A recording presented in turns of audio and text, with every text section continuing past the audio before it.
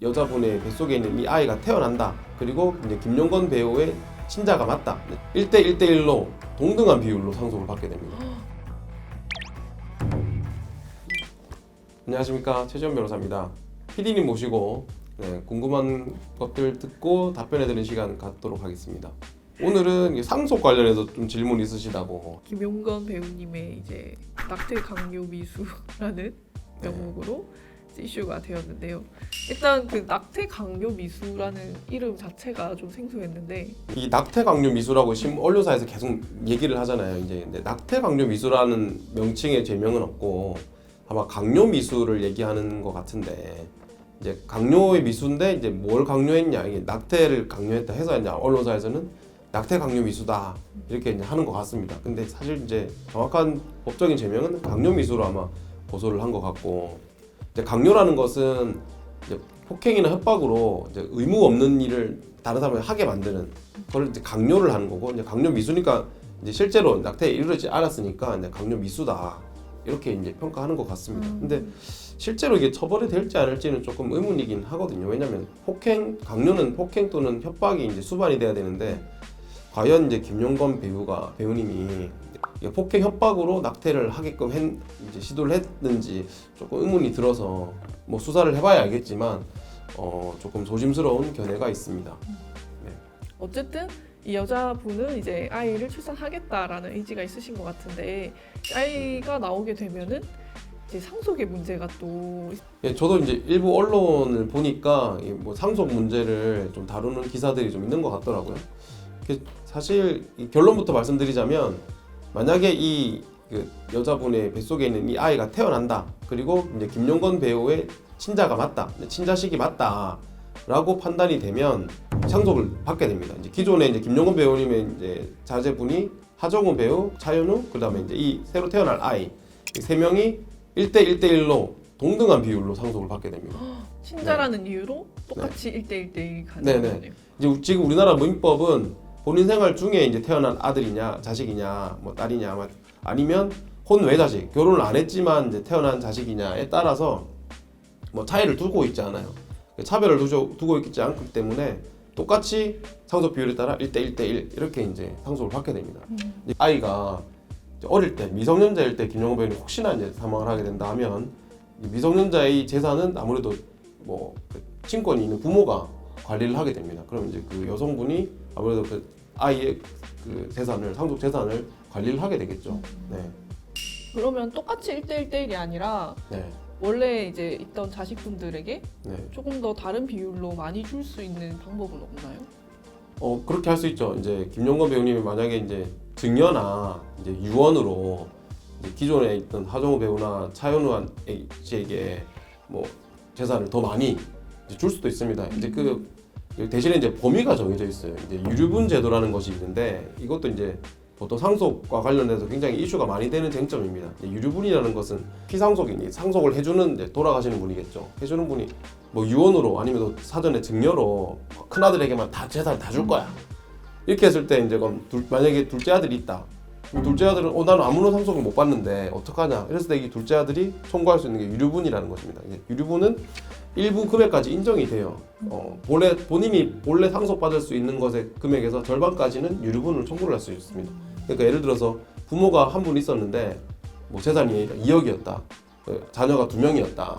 그래서 부모가 돌아가시고 자녀가 이제 원래는 1대1로 상속을 받아야 되는데, 만약에 직전에 증여라든지 아니면 유언으로 나는 큰아들에게만 전 재산 내 2억을 다 줄 거야 라고 했을 때, 이 둘째 아들은 원래는 1대1이니까 이제 1억이잖아요. 네. 그럼 본인이 받을 수 있는 금액에서 50%까지, 그러니까 5천만 원까지는 유류분이다. 내가 받을 수 있는 원래 권한이, 법적인 권한이 있다 라고 유류분 청구를 할 수 있습니다. 이제 궁금해 하셨던 부분 중에 하나인 것 같은데, 이게 상속에 있어서는 이게 또 유류분이라는 건 완전 별개의 또 제도가 하나 있어요. 이제 유언이라는 게 아니고 보통 그냥 돌아가시는 경우가 있잖아요. 갑자기 갑작스럽게 증여도 아니고 유언도 아니고. 이제 그랬을 때는 그냥 기본적인 법률에 따라서 상속이 이루어지거든요. 이렇게 상속이 이루어지는데, 예를 들어서 아무런 그동안 생전에 그 돌아가신 분을 뭐 보양하지도 않고, 그다음에 뭐 재산 기여에 전혀 도움도 안 됐던 사람들이 나타나가지고 재산을 달라라고 하는 경우가 있어요. 그랬더니 기존에 그러면 이 돌아가신 분을 부양하고 그분의 재산 증식에도 계속 도움을 주고 했던 분들은 야 갑자기 누가 나타나가지고 제 돈을 달라고 하면 이제 굉장히 황당하죠. 그렇죠. 그럴 때는 상속 기여분 제도라는 게 있어서 이 돌아가신 분의 상속 재산의 증가에 굉장히 이제 큰 기여를 했다. 이분이 생존에 계실 때 많은 도움을 줬다. 했을 때는 상속 기여분 제도라고 해서 상속 기여분 청구를 할 수 있습니다. 내가 더 많이 기여했기 때문에 상속 비중이 더 돼야 된다. 나에게. 이렇게 청구를 따로 할 수 있어요. 예를 들면 뭐 이런 경우가 있겠죠. 이제 아버지가 한 분 계셨고 어머니는 돌아가셨고 자식이 2명 있었는데 둘째는 뭐 다른 타 지역에 외국에 가 있고 전혀 아버지한테 평소에 연락도 안 하고 뭐 그러는데 첫째 아들은 아버지를 모시면서 병원에도 모시고 가고 아버지 명의로 뭐 텃밭도 다 드리고 막 그랬단 말이에요. 그럼 첫째 아들들이 사실 상속 기여분 청구를 할 수 있거든요. 내가 더 이 아버지 재산에 기여를 했다. 해서 이제 법원에 청구를 해서 법원의 재판을 받게 되면 법원에서 인정하는 비율에 따라서 이 첫째 아들에 대해서는 이 정도의 기여분이 있다.